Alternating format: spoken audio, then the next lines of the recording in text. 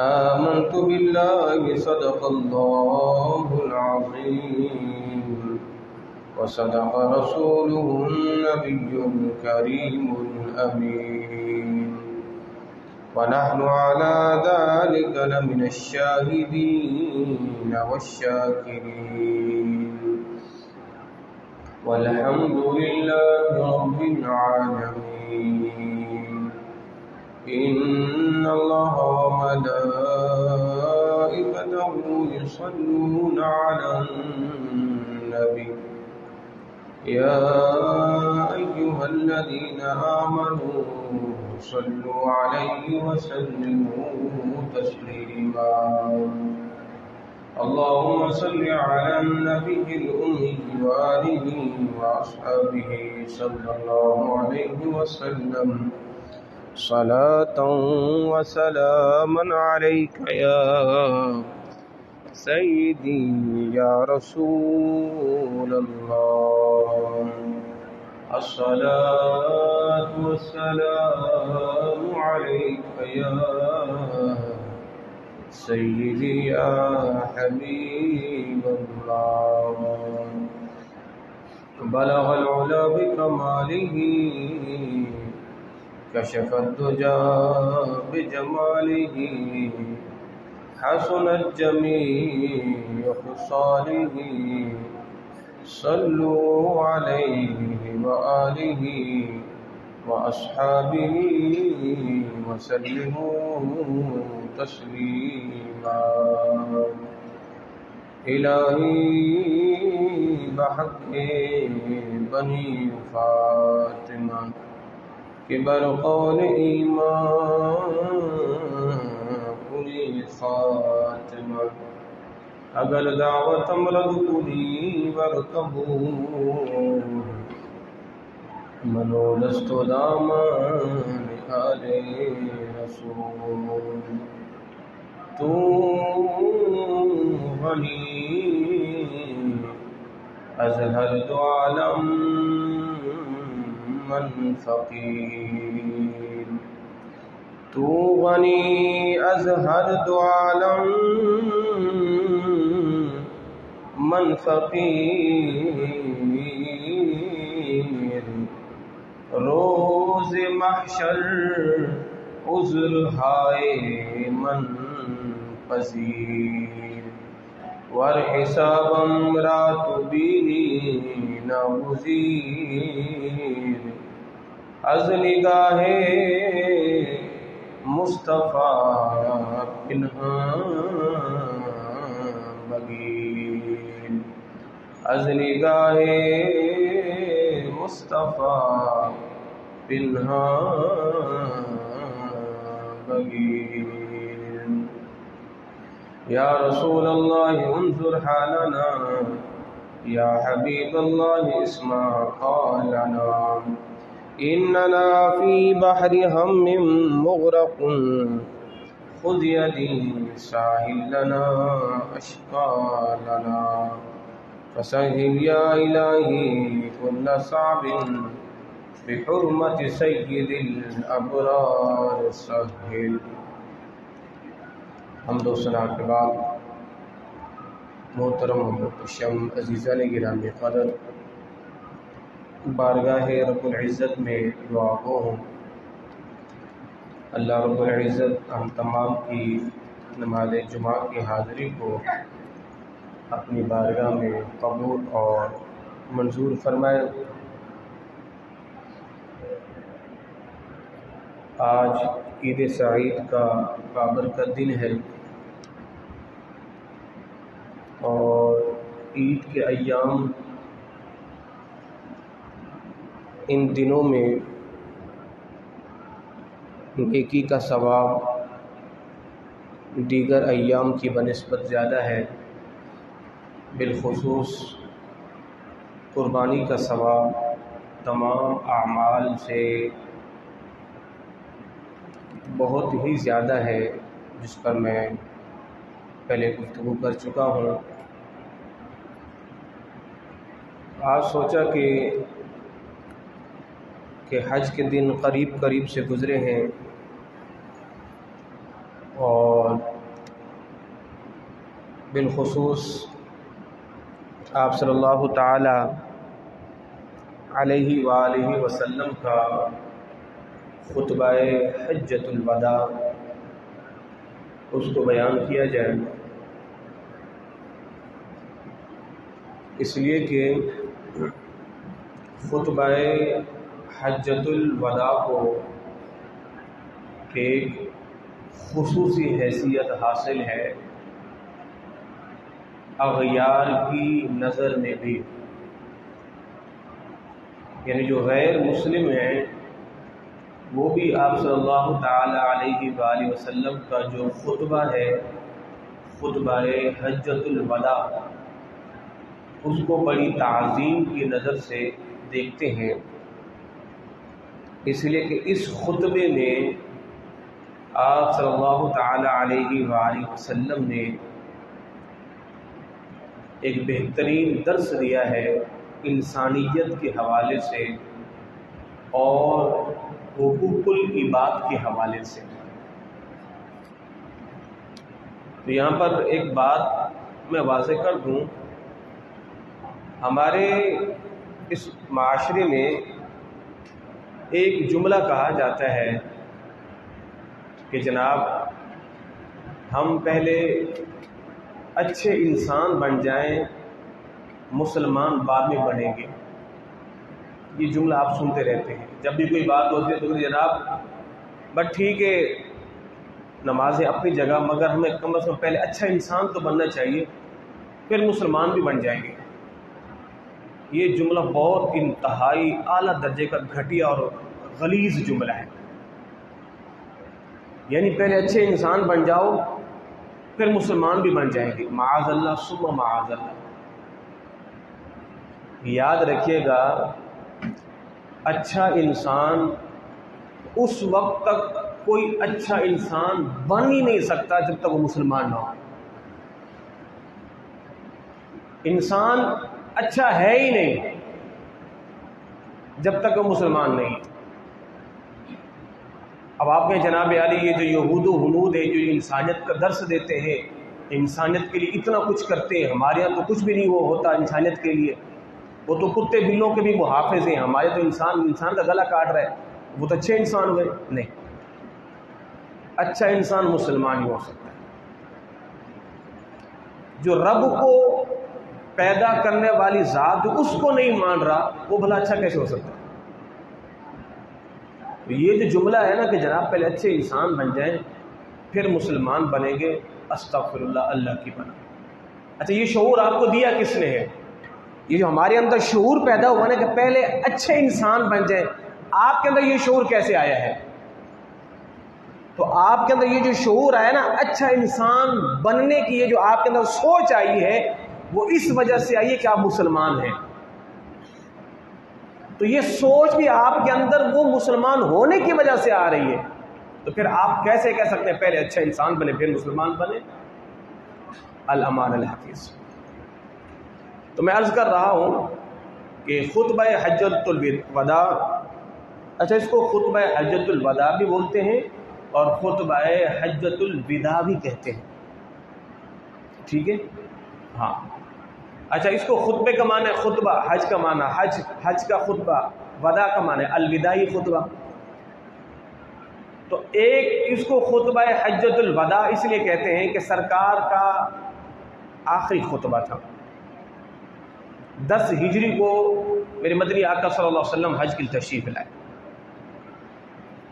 اور وداع الوداعی اس لیے کہ حضور کی زندگی کا آخری حج تھا۔ اور آپ کو معلوم ہونا چاہیے میرے مدنی آقا صلی اللہ علیہ وسلم نے صرف زندگی میں ایک ہی حج کیا ہے، حضور نے زندگی میں ایک ہی حج کیا ہے۔ 9 ہجری کو حج فرض ہوا اور حضور نے اس سال حج کا امیر جناب صدیق اکبر کو بنا کے بھیجا، اور صدیق اکبر کی معیت میں جناب مولا کائنات کو بھیجا، اور پھر حضور اس کے بعد جو حج تھا اس میں سرکار خود تشریف لائے۔ اب سوال یہ کہ سرکار پہلے حج میں کیوں تشریف نہیں لائے؟ وہ کسی مصلحت کے پیش نظر میرے مدنی آقا صلی اللہ علیہ وسلم تشریف نہیں لائے۔ یا اس کا ایک اور جواب بھی بڑا دلچسپ جواب ہے۔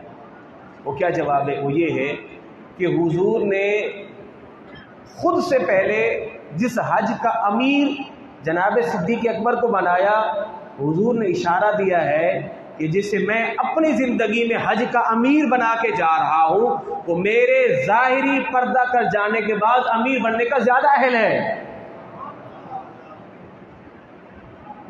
وہ امیر بننے کا زیادہ اہل ہے۔ تو جسے حضور نے خود اپنی حیات میں امیر بنا دیا حج کا، تو حضور کی حیات میں، جسے حضور نے اپنی حیات میں اپنے مصلی پہ کھڑا کر دیا، تو وہ حضور کے ظاہری پردہ فرمائے جانے کے بعد مصلی رسول کا زیادہ حقدار ہے۔ اللہ اکبر۔ اچھا، جب سرکار نے فرمایا کہ حج کی تیاری کرو، اس سال 1,24,000 کم و بیش صحابہ کرام نے حج میں شرکت کی۔ یہ اس وقت کی بات ہے، ابھی اسلام جزیرہ عرب کے اندر تھا۔ جزیرہ عرب سے اس طرح اسلام باہر نہیں گیا تھا جس طرح جناب عمر کے زمانے تک پہنچا تھا آدھی دنیا میں اسلام، نہیں، ابھی اسلام جزیرہ نما عرب کے اندر ہی تھا، باہر نہیں گیا تھا، کیونکہ حضور نے جو ملک شام کی فتح ہونے کی بشارتیں دی ہیں، یہ تو ساری کے ساری جناب عمر کے زمانے میں پوری ہوئی ہیں۔ حضور نے فرمایا کہ شام بھی فتح ہوگا، کیسر و کسرا بھی فتح ہوگا، ایران، یہ ساری فتوحات تو جناب عمر کے زمانے میں پوری ہوئی ہیں۔ اندازہ لگائیں، صرف جزیرہ عرب سے 1,24,000 کم و بیش صحابہ کرام نے حج میں شرکت کی۔ اب اندازہ لگائیں، اگر یہ اسلام جزیرہ عرب سے نکل کر باہر پھیل چکا ہوتا، اندازہ لگا سکتے پھر عاشقوں کا ہجوم کتنا ہوتا۔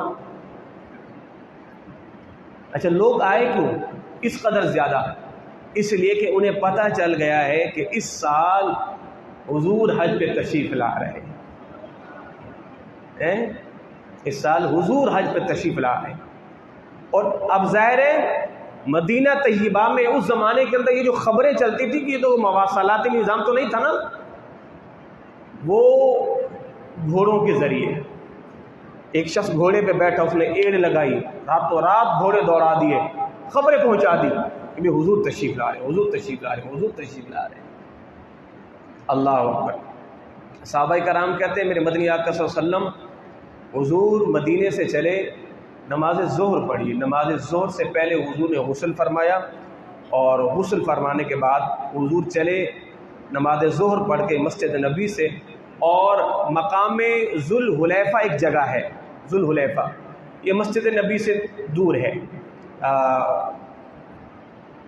جو اہل مکہ کا میقات ہے، حضور وہاں پہنچے، یعنی اہل مدینہ والے جہاں سے احرام باندھ کے آتے ہیں اس کو ذوالحلیفہ جگہ کہتے ہیں۔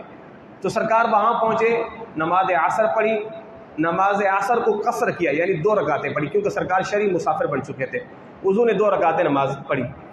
اس کے بعد صلی اللہ علیہ وسلم رات کو وہیں ٹھہرے، پھر اگلے دن نماز ظہر سے پہلے حضور نے غسل فرمایا، احرام باندھا، اور احرام باندھنے سے پہلے حضور نے احرام کے بعد تلبیہ لبیک اللہم لبیک کا، پھر سرکار نے 2 رکعت نماز نفل شکرانے کی ادا کی، پھر سرکار سواری پر سوار ہوئے اور حضور نے پھر تلبیہ کہا لبیک اللہم لبیک، اور پھر سرکار مدینہ وہاں سے چل پڑے۔ صحابہ کرام جناب جابر رضی اللہ تعالیٰ عنہ فرماتے ہیں مکہ تو بہت دور تھا، اہل مدینہ کے اندر اتنی تعداد آ گئی کہ حضور کے آگے پیچھے دائیں بائیں لوگوں کا ہجوم ہی ہجوم تھا، اتنا بڑا قافلہ تیار ہو گیا۔ اور 4 ذی الحج کو میرے مدنی آقا صلی اللہ علیہ وسلم حضور مکہ المکرمہ کو پہنچے، 4 ذی الحج۔ اب اس کے بعد آقا کریم صلی اللہ تعالی علیہ وآلہ وسلم حضور عرفات، مینا سے پھر سرکار عرفات، 9 ذی الحج کو میرے مدنی آقا صلی اللہ علیہ وسلم عرفات تشریف لے۔ اب وہاں پہ سرکار نے جو خطبہ دیا نا، اب وہ خطبہ جو ہے انشاءاللہ آپ کو لفظ بہ لفظ جو ہے ہم نے آپ کو پڑھ کے سنانا ہے۔ اس خطبے کے اندر میرے مدنی آقا صلی اللہ تعالی علیہ وآلہ وسلم حضور اپنی قصوہ اونٹنی پر سوار ہوئے۔ حضور کی اونٹنی کا نام کیا تھا؟ قصوہ۔ حضور کی اونٹنیوں کا نام، حضور کے دراز گوش، حضور کے جسے ہم کہتے ہیں نا گدا، اس کو ہم کہتے ہیں عربی میں، اپنے فارسی میں دراز گوش، ادب کے لحاظ سے دراز مانے بڑا، گوش کا مانے کان، ظاہر گدھے کے کان بڑے ہوتے ہیں تو اس کو فارسی میں کہتے ہیں دراز گوش، بڑے کانوں والا۔ حضور کے دراز گوش کا نام یافور تھا، حضور کا خچر جس کا نام دلدل تھا، حضور کی تلواروں کا نام، حضور کے خنجر کا نام، حضور کے جو ہے امام شریف کا نام، اللہ اکبر اللہ اکبر، میں قربان۔ تو فرماتے ہیں کہ اذا کان یوم الحج اتا رسول اللہ صلی اللہ علیہ وسلم، کہ جب حج کا دن آیا تو سرکار تشریف لائے عرفہ، عرفہ میں، فنزل بها، اور سرکار عرفہ کے مقام میں اترے، حتی اذا زاغت الشمس، یہاں تک کہ سورج ڈھلنے لگ گیا، امر بالقصوى، تو حضور نے فرمایا کہ میری قصوہ اونٹنی کو لاؤ، فروحلت لہو، سرکار اونٹنی پر سوار ہو گئے، فاتا بطن الوادی، پہ سرکار بطن وادی میں تشریف رہے، فخطب الناس خطبۃ التي بین فیہا ما بین، اور پھر سرکار مدینہ صلی اللہ علیہ وسلم نے ایک تاریخی خطبہ دیا۔ اب سوال یہ پیدا ہوتا ہے کہ 1,24,000 کا مجمع ہے اور حضور کا خطبہ سب تک کیسے پہنچ رہا تھا؟ اگر آپ اس کی اسپیکر بند کر دیں شاید میری آواز باہر تک بھی نہ پہنچے۔ تو 1,24,000 کا مجمع ہے، اس کے دو جواب ہیں، ان تک آواز کیسے پہنچی؟ ایک تو میرے حضور کا طریقہ بڑا خوبصورت تھا تبلیغ کا۔ آج ہمارے یہاں جو مبلغین ہیں، واعظین ہیں، حضور کا طریقہ کیا تھا؟ حضور ہر بات کو 3 مرتبہ دہراتے ہیں، سامنے حضور کسی مجلس میں تشریف لاتے ہیں تو حضور کا کیا طریقہ تھا؟ السلام علیکم ورحمۃ اللہ، السلام علیکم ورحمۃ اللہ، السلام علیکم ورحمۃ اللہ۔ اگر حضور چاہتے تو ایک ہی بار میں کہہ دیتے، سب کو آواز پہنچ جاتی نا، مگر حضور ہر حصے والے کو الگ الگ سلام کر کے حضور رحمت اور برکت کی دعائیں دیا کرتے تھے۔ اللہ اکبر۔ اب ایک شخص نے حضور کے پاس، اس کو چھینک آئی نا، تو حضور نے کہا یرحمک اللہ، اس کو پھر چھینک ہے، حضور نے فرمایا یرحمک اللہ۔ ایک اور کو آئی، حضور آپ نے مجھے تو یرحمک اللہ نہیں کہا، اور میں کہ تم نے الحمدللہ بھی تو نہیں کہا، تم نے الحمدللہ بھی تو نہیں کہا، تم کہو گے تو میں کہوں گا۔ اور یہودی جان بوجھ کر حضور کے پاس آ کر چھینکا کرتے تھے، جان بوجھ کر۔ کیوں؟ حضور کیا کہیں؟ یرحمک اللہ۔ ایمان سے بتاؤ، جس کے متعلق حضور کہہ دے یرحمک اللہ، اللہ رحم کرے گا نہیں کرے گا؟ بولو نا یار، مگر حضور نہیں کہتے تھے۔ بدبختوں، انہیں بھی معلوم تھا، یعنی آج کا تو کمینہ نجس انسان تو حضور کے اقوال کے بارے میں کیا کیا بکواسیں کرتے ہیں، اس یہودی کو بھی معلوم تھا، چاہے جائے کہ میں یہودی ہوں، مگر اس نبی کی زبان سے نکل گیا یرحمک اللہ تو اللہ کر ہی دے گا، مگر حضور کہتے نہیں تھے۔ وہ حضور کو کہتے تھے السلام علیکم ورحمۃ اللہ، حضور کیا فرماتے تھے؟ وعلیکم السلام نہیں، والسلام علی من اتبع الہدی، سلام اس پر کہ جو ہدایت کی پیروی کرے۔ تم پر کاہے کو سلام؟ اس لیے آج بھی کوئی بد مذہب سلام کرے السلام علیکم ورحمۃ اللہ، ہم نے اکابرین کو دیکھا ہے، وہ کہتے ہیں والسلام علی من اتبع الہدی، کوئی یہودی عیسائی سلام کرے آپ کو والسلام علی من اتبع الہدی، کیا مطلب ہے؟ اگر تم ہدایت یافتہ ہو جاؤ گے، اسلام کے پیروکار ہو جاؤ گے، تبھی تم پر سلام ہوگا، تبھی تم پر رحمت ہوگی۔ اللہ اکبر اللہ اکبر۔ تو میرے مدنی آقا صلی اللہ علیہ وسلم تشریف لائے اور حضور نے اپنی اونٹنی پر سوار ہو کے اللہ کی پہلے حمد کی، تو گویا کہ جب بھی کوئی کام کیا جائے پہلے اللہ کی حمد کی جائے۔ فحمد اللہ وثنا علیہ قائلا، اللہ کی حمد کی، اللہ کی ثنا کی، اور پھر کیا فرمایا؟ لا الہ الا اللہ وحدہ لا شریک لہ، وہ اکیلا ہے، اس کے علاوہ کوئی نہیں ہے، اس کا کوئی شریک نہیں ہے۔ صدق وعدہ، اس مالک نے اپنا وعدہ سچ کر دکھایا۔ ونصر عبدہ، اس نے اپنے بندے کی مدد کی، وہ بندہ کون ہے؟ محمد الرسول اللہ صلی اللہ علیہ وسلم۔ وہزم الاحزاب وحدہ، اور وہ سارے لشکر پر اکیلا ہی تنہا کامیاب ہو گیا ہے۔ حضور اکیلے تھے نا، اللہ نے حضور کی مدد کی نا، حضور سے جو وعدہ کیا گیا تھا اللہ نے وعدہ سچ کر دکھایا۔ وہ پروردگار اکیلی ذات جس نے سارے لشکروں کو نیست و نابود فرمایا۔ اب سرکار یہ خطبہ دے رہے ہیں، ایھا الناس. اچھا بات وہ رہ گئی کہ وہ بات کیسے پہنچتی تھی. اس میں دو باتیں ہیں. بعض صحابہ کرام نے یہاں تک بھی بیان کیا ہے، وہ کہتے ہیں کہ میں اپنے گھر میں تھا اور سرکار عرفات کے میدان میں، ظاہر ان کا گھر عرفات کے میدان کے قریب تھا، تو جناب ابو سعید خدری سے فرمایا استستنس الناس، لوگوں کو خاموش کرواؤ. اب ظاہر 1,40,000 کا مجمع، تو ظاہر گفتگو ہوتی ہے، فرمایا کہ لوگوں کو خاموش کرواؤ. وہ صحابی کہتے ہیں میں کتنا دور، حضور کا یہ جو جملہ تھا نا، لوگوں کو خاموش کرواؤ، فرماتے میں حضور کی اٹھنے سے سمجھے کہ کئی مسافت دور تھا، میں نے حضور کا جملہ وہیں پر سن لیا تھا، خاموش کراؤ. ایک تو یہ اس کا جواب ہی ہے کہ اللہ نے حضور کی آواز کو پہنچا دیا تھا سب تک. جب جناب ابراہیم علیہ نبی جینا خانہ کعبہ کو تعمیر کر کے کہتے وَأَذِّن فِي النَّاسِ بِالْحَجِّ، جناب ابراہیم نے کہا مالک خانہ کعبہ تو تعمیر ہو گیا، اب میں کیا کروں؟ فرمایا کہ لوگوں کو بلاؤ حج کے لیے. مالک کیسے بلاؤں؟ بے یار و مددگار یہ زمین ہے، یہاں کوئی بندہ نہیں ہے، میں کیسے کن کو پکاروں؟ فرمایا کہ اے ابراہیم آپ پتھر پر کھڑے ہو کے آواز دیں، آواز دینا آپ کا کام ہے، اور عالم ارواح میں جو روحیں ہیں جن کے نصیب میں حج ہے ان تک آواز پہنچانا تیرے رب کا کام ہے. کہ جناب ابراہیم نے آواز دی. حدیث پاک کا مفہوم ہے کہ جس کی زندگی میں ایک بار حج لکھا تھا نا، اس نے کہا لبیک. جس نے زندگی میں 2 حج کرنے تھے اس نے کہا لبیک لبیک. جس نے جتنے حج کرنے تھے اس نے عالم ارواح سے اتنی مرتبہ لبیک لبیک کہا ہے. مالک آواز پہنچانا جانتا ہے. اور ایک یہ، اور دوسرا کہتے ہیں صحابہ کرام حضور نے مکبر کھڑے کیے تھے، مکبر. اب حضور ایک بات ارشاد فرماتے، وہ پیچھے والے کو، وہ پیچھے والے کو، وہ پیچھے والے کو، یہاں تک کہ آخری شخص تک حضور کی بات لمحوں میں پہنچ جاتی تھی. جس نماز کا معاملہ ہوتا ہے.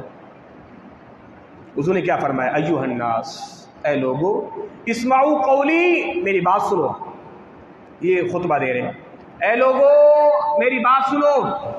فإني لا أراني وإياكم أن نجتمع في هذا المجلس أبدا بعد عامي هذا. فرمایا میری بات سنو. حضور نے فرمایا میں یہ دیکھ رہا ہوں اگلے سال تمہاری مجھ سے ملاقات نہیں ہوگی. خطبہ حجۃ الوداع یہی تو ہوا نا. حضور نے فرمایا میں دیکھ رہا ہوں اب کے بعد ہماری ملاقات اس جگہ پہ نہیں ہوگی. وہ ہے کہ سرکار فرما رہے کہ یہ میرا آخری حج ہے. جب کسی کو کہا جائے دیکھو میاں میری بات یاد رکھ لینا، چند دنوں کا مہمان ہوں، پھر ڈھونڈتے رہو گے، تب آپ کی بات اس کے دل میں اور مزید گھر کرے گی. میں آپ سے یہ کہوں کہ دیکھیں جناب، ہو سکتا ہے یہ میرا آخری جمعہ ہو، ہاں پھر ملاقات نہ ہو اپنی. اللہ اکبر. کہ حضور نے کیا فرمایا؟ ایھا الناس. اب سرکار نے فرما دیا، ہو سکتا ہے آخری بات ہو، آخری خطبہ ہو، آخری حج ہو. اب صحابہ کرام کے سب کے توجہ تو ویسی ہی تھی. ایھا الناس، اے لوگو، ان اللہ یقول، اللہ فرماتا ہے یا ایھا الناس انا خلقناکم من ذکر و انثی وجعلناکم شعوبا وقبائل لتعارفوا ان اکرمکم عند اللہ اتقاکم. اللہ فرماتا ہے ہم نے تمہیں پیدا کیا مرد عورت، اور ہم نے تمہیں قبیلوں میں، بستیوں میں، مختلف قوموں میں بانٹ دیا ہے تاکہ تم ایک دوسرے کو پہچان سکو. ان اکرمکم عند اللہ، تم میں سے اللہ کے نزدیک عزت والا وہ ہے کہ جو تقوی میں زیادہ ہے. فَلَيْسَ لِلْعَرَبِيِّ عَلَى عَجَمِيِّ فَضْلٌ وَلَا لِلْعَجَمِيِّ عَلَى عَرَبِيِّ وَلَا لِأَسْوَدَ عَلَى أَبْيَضَ وَلَا لِأَبْيَضَ عَلَى أَسْوَدَ فَضْلٌ إِلَّا بِالتَّقْوَىٰ. عربی کو اجمی پر، اجمی کو عربی پر، کالے کو گورے پر، گورے کو کالے پر کوئی فوقیت حاصل نہیں ہے. جتنے بڑے باپ کا بیٹا ہے کوئی فوقیت حاصل نہیں ہے. ہاں جو تقوی میں جتنا زیادہ ہوگا وہ اللہ کے اتنا ہی زیادہ قریب ہوگا. حضور نے بات ختم کر دی. کوئی یہ نہ کہ جناب ہم عربی ہیں آپ تو اجمی ہیں. میں گورا ہوں آپ تو کالے ہیں، آپ سامنے، نہ نہ نہ نہ، یہ رنگ، یہ روپ، یہ قومیں، یہ ثقافتیں سب یہی کی رہ جائیں گی۔ رب کے ہاں وہ دیکھا جائے گا کہ جس کے ہاں تقویٰ زیادہ ہے۔ پھر حضور نے کیا فرمایا؟ الناس، اے لوگوں سنو، من آدم، تم سارے کے سارے جناب آدم کی بیٹے ہو، وہ آدم من تراب، اور آدم مٹی سے پیدا کیے گئے ہیں، الا کل ماثرۃ، اور فرمایا کہ اب فضیلت و برتری کے سارے دعوے، خون مال کے سارے مطالبے، سارے انتقام میں نے اپنے پاؤں تلے روند دیے ہیں۔ یہ زمانہ جاہلیت میں فخر کرتے تھے نا، کیونکہ زمانہ جاہلیت میں نسب پر بڑا فخر ہوتا تھا، میں اس خاندان کا ہوں۔ حضور نے فرمایا اب میں نے سارے وہ دعوے، وہ سارے ان کے فخریہ جملے میں نے سارے اپنے قدموں تلے روند دیے، کوئی حیثیت نہیں ہے ان باتوں کی، سارے کے سارے جناب آدم کی اولاد میں سے ہو، اور جناب آدم کو اللہ نے مٹی سے پیدا کیا ہے۔ اور پھر فرمایا یا معشر القریش، اے قریشیوں سنو۔ اب ظاہر ایک سب سے بڑا ہجوم تو وہاں پہ اہل قریش کا تھا، فرمایا اے قریشیوں سنو، ایسا نہ ہو کہ تم اللہ کے حضور اس طرح آؤ کہ تمہاری گردنوں پر دنیا کا بوجھ ہو، اور کچھ لوگ ایسے آئیں کہ وہ آخرت کا سامان کر کے لے آئیں۔ حضور نے اہل قریش کو مخاطب کیا، فرمایا ایسا نہ ہو کہ تم قریشی ہو کے میں تمہارے اندر آیا، میں تمہارے اندر رہا، تم نے میری جوانی دیکھی، بچپنا دیکھا، میرا عمر کا دراز ہونا دیکھا، ایسا نہ ہو کہ تم میرے قریب رہ کر دنیا کے اندر مبتلا ہو جاؤ، اور بعد والے جنہوں نے میرا زمانہ ظاہری تو نہیں پایا، اور وہ آخرت کی ڈھیروں ڈھیروں ڈھیروں تیاریاں کر کے آ جائیں۔ آج ایسا ہے کہ نہیں ہے؟ آج آپ عرب کو دیکھیں، عیاشی کے سارے سامان ہیں، بدماشی کے سارے سامان ہیں، دیکھیں ان کو کیا ماحول ہے۔ تو حضور غیب دان تھے نا، حضور نے پہلے فرما دیا تھا، جبھی تو حضور نے فرمایا ویل للعرب، عرب کے لیے ہلاکت ہے۔ حضور کا یہ جملہ عرب کے لیے ہلاکت ہے۔ عرب کے لیے کیوں ہلاکت ہے؟ حضور نے فرمایا اس لیے کہ قرب قیامت اہل عرب نا دنیا کی دولت میں ایسے مست ہوں گے، ایسے مست ہوں گے۔ الامان الحفیظ، دنیا کا آپ سروے کریں، سب سے زیادہ عیاش پیسوں والے ممالک میں عرب سر فہرست میں آتے ہیں۔ عرب کے لیے ہلاکت ہے۔ حضور نے صحابہ کرام کو فرمایا کہ مجھے تم پر غربت کا کوئی خوف نہیں ہے، میں یہ نہیں دیکھتا کہ تم غریب ہو، ایک وقت ایسا آئے گا دنیا کی دولت تمہارے قدموں میں ہوگی، ہاں مجھے ایک بات کا ڈر ہے، وہ یہ ہے کہ تم دنیا میں پڑ جاؤ گے، ہاں تم دنیا کی سرسبز شادابی میں پڑ جاؤ گے، مجھے اس بات کا تو ڈر ہے، باقی غربت کا ڈر نہیں ہے تم پر۔ اللہ اکبر۔ پھر حضور نے آگے کیا ارشاد فرمایا؟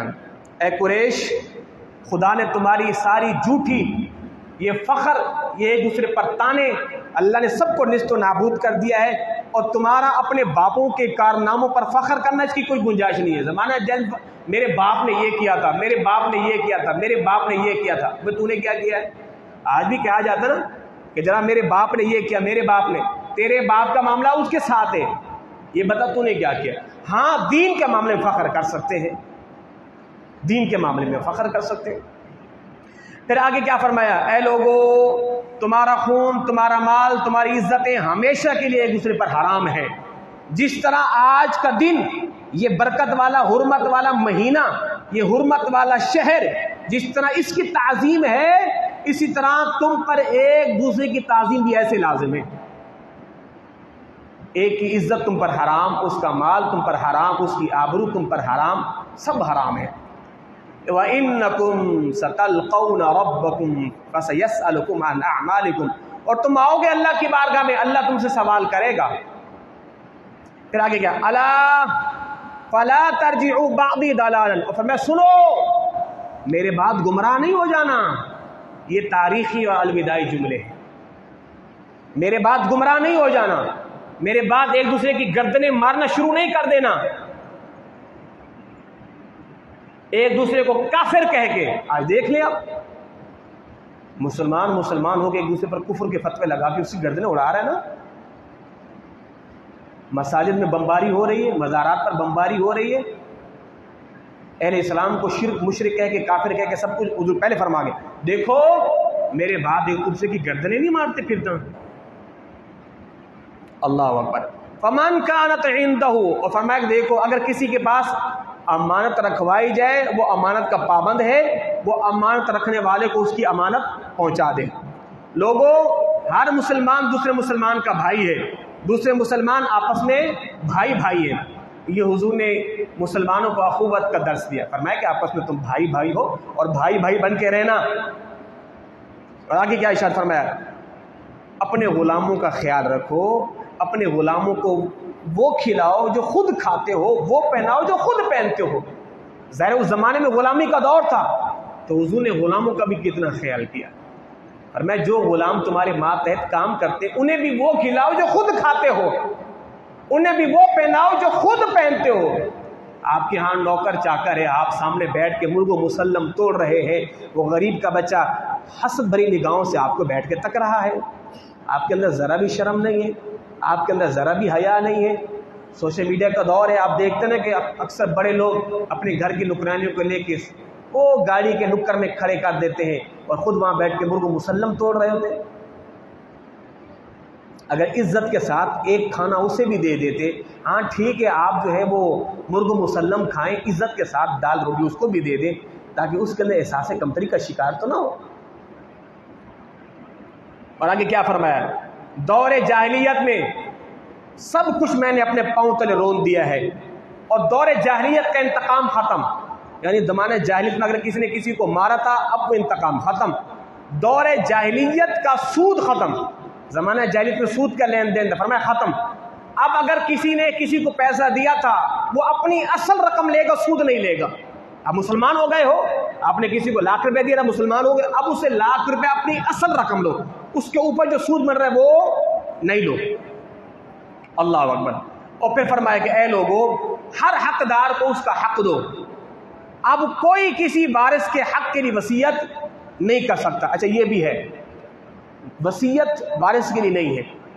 ایک باپ کے کئی بیٹے ہیں نا، تو وہ وصیت نہیں کر سکتا کہ جناب میری آدھی جائیداد میرے ایک بیٹے کو مل جائے، بقیہ کو حصے تقسیم کیا جائے، یہ جائز نہیں ہے۔ باپ اپنی اولاد کے علاوہ کے لیے وصیت کر سکتا ہے، اپنی اولاد کے لیے نہیں، یعنی جن کو شرعی طور پر حق ملے گا نا، ان کے لیے وصیت جائز نہیں ہے، اس کے علاوہ کے لیے ہے، وہ بھی تہائی وصیت، تہائی سے زیادہ نہیں۔ ایک شخص یہ کہہ سکتا ہے جناب فلاں ادارے نے، فلاں مسجد نے میرے مال میں سے اتنا دے دینا، یہ تو ہے۔ اب یہ کہ جناب میں مر جاؤں تو میرے مال میں سے آدھا میری بیٹے کو، میری بیٹی کو یہ وصیت کر جائے، تو یہ وصیت بالکل ناجائز ہے، اس کی کوئی حقیقت نہیں ہے۔ آگے فرمایا بچہ اسی کا ہے کہ جس کے بستر پر ہوا، اور زانی کے لیے کیا ہے؟ پتھر ہے، اور اس کا حساب اللہ پر ہے۔ اس زمانے میں ایسا ہوا، ایک باندی تھی، اس کے یہاں بچے کی ولادت ہوئی، تو دو شخص آ گئے، ایک نے کہا یہ میرا بیٹا ہے، اس کی شکل مجھ سے ملتی ہے، ایک نے کہا نہیں میرا ہے۔ دوسرے نے فرمایا نہیں، جس کے بستر پر پیدا ہوا ہے اسی کا ہے، جس کے بستر پر، یعنی وہ عورت جس کے یہاں رہتی تھی بچہ اسی کا کہلائے گا۔ ہاں اگر اس نے زنا کیا تھا کسی اور نے تو اس کے لیے پھر پتھر ہے، یعنی اس کو سنسار کیا جائے گا، اور آخرت کی سزا ابھی باقی ہے، وہ اللہ دے گا۔ اللہ اکبر۔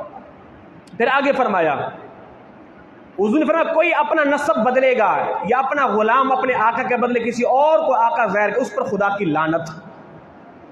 کوئی یہ کہے نا کسی کا باپ غریب ہے، اپنے آپ کو کسی امیر کی طرف منسوب، وہ میرا باپ ہے، وہ میرا باپ ہے، اپنی عزت رکھنے کے لیے اللہ کے نبی اس پر لعنت کی ہے۔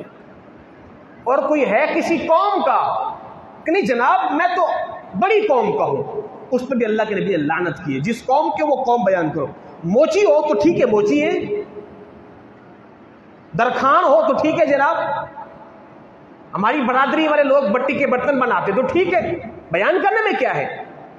نہیں جناب ہم تو عالی نسب عالی حسب خاندانی لوگ، یہ ہے معاذ اللہ۔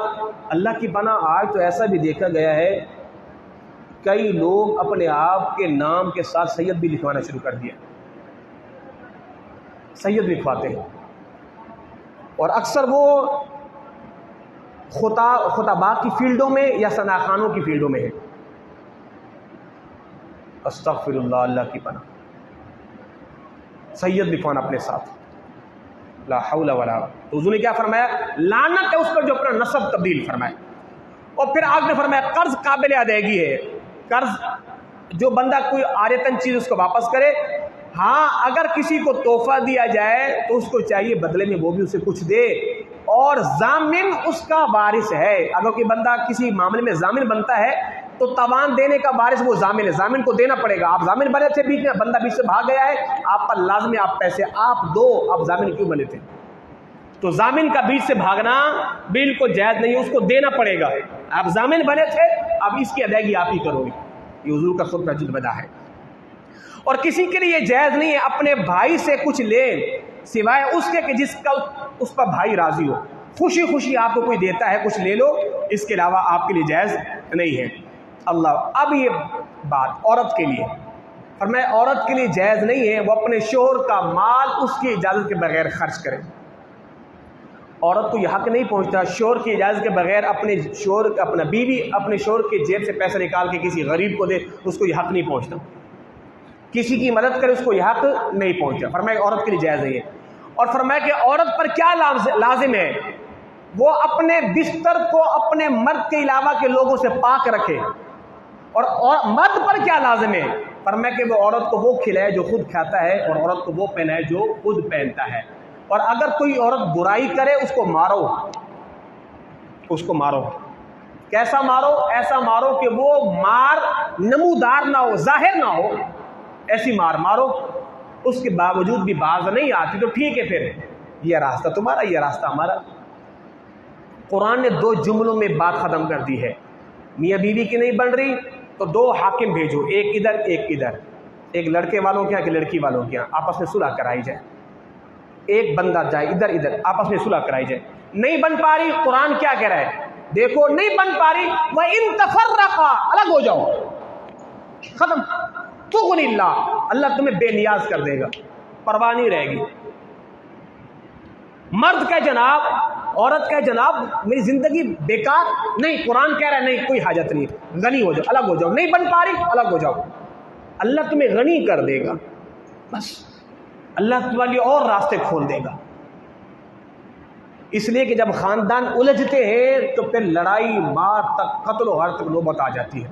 ہم نے گاؤں دیہات میں سے کئی معاملات دیکھے، نسلیں در نسلیں قربان ہو جاتی ہیں، 15 20 نسلیں گھاٹ اتار دی گئی۔ کیا ہے جناب؟ اس نے ہماری بچی کو طلاق دے دی تھی، یہ ہو گیا تھا وہ۔ قرآن نے واضح کہا ہے 2 حاکم بھیجو، صلح ہو جائے تو فبیہا، ورنہ رضامندی کے ساتھ علیحدگی اختیار کر لو، اللہ خیر سب۔ اللہ اکبر۔ پھر آگے کیا ارشاد فرمایا؟ حضور نے فرمایا عورتوں سے بہترین سلوک کرو، کیونکہ وہ عورتیں تمہاری پابند ہیں۔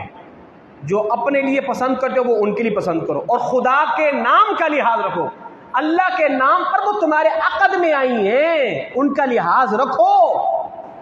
اور فرمایا کہ تمہارے لیے وہ تمہارے لیے حلال ہوئی ہے نا، کس وجہ سے؟ کلام اللہ کی وجہ سے حلال ہوئی ہے نا، تو اللہ کے کلام کا لحاظ رکھو۔ اور فرمایا کہ یہاں تک تو سرکار کی گفتگو کا ایک حصہ ختم ہوا، اب بہت لمبا خطبہ ہے۔ پھر حضور نے فرمایا میں تمہارے درمیان ایک چیز چھوڑ کے جا رہا ہوں، اس کو پکڑنا، کبھی گمراہ نہیں ہوگے۔ وہ کیا ہے؟ کتاب اللہ اور فرمان رسول اللہ، ان 2 چیزوں کو پکڑنا ہے، کتاب اللہ کو اور سنت مصطفیٰ صلی اللہ علیہ وسلم کو، جبکہ نہ ہم قرآن پڑھتے ہیں نہ سنت رسول پڑھتے ہیں۔ اللہ اکبر، اللہ اکبر۔ بات ختم کرنے لگا ہوں۔ اتنا بڑا حضور نے خطبہ دیا، میں نے مختصر بیان کیا، پھر کبھی بیان کروں گا۔ خطبہ دینے کے بعد پھر حضور نے تاریخی جملہ فرمایا، الا هل بلغت۔ حضور 23 سالہ تبلیغ کا نچوڑ بیان کر رہے ہیں، اونٹنی پر بیٹھ بیٹھ، الا هل بلغت، سنو کیا میں نے تمہیں رب کا پیغام پہنچا دیا ہے؟ رب تم سے پوچھے گا کہ میرے نبی نے تبلیغ کر دی تھی، تم کیا جواب دو گے؟ صحابہ نے کیا کہا؟ نعم، جی ہاں۔